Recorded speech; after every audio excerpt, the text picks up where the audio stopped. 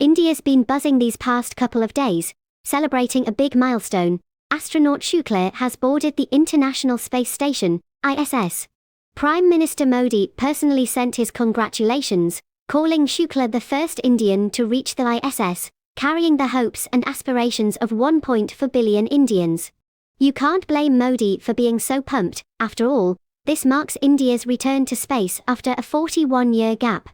Back in 1984, India had one astronaut hitch a ride on a Soviet Soyuz spacecraft. This time, it's a different kind of ride. Shukla went up on an American Dragon spacecraft. Sure, this was a commercial space mission, pay up, and you're in. India shelled out $59 million, roughly 420 million renminbi, for a single ticket. And yeah, it's just one passenger, staying on the ISS for only 14 days. But India's acting like they're back in the big leagues. Indian netizens are hyped, saying India's now making waves not just on land but in space too. They're calling Colonel Shukla's trip proof of India's growing achievements in science, tech, and space exploration. They're framing it as more than one person's success. It's the soaring dream of 1.4 billion Indians. You'd almost think they launched their own rocket and spacecraft. Watching India's nationwide celebration made me realize how incredible China's accomplishments are. We're launching crewed missions twice a year like clockwork and even have our own space station, all while under US sanctions.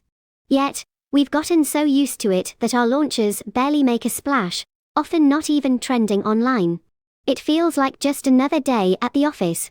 Meanwhile, India buys a ticket to send one guy to space and throws a national party.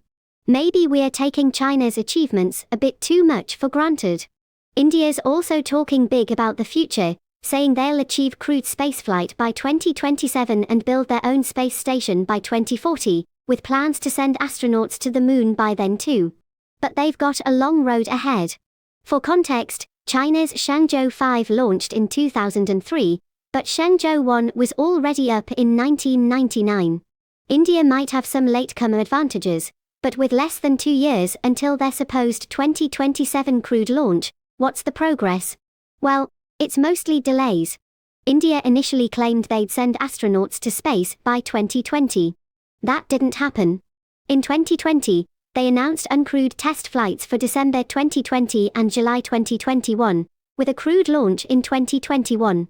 Then the pandemic hit, and it was delayed again.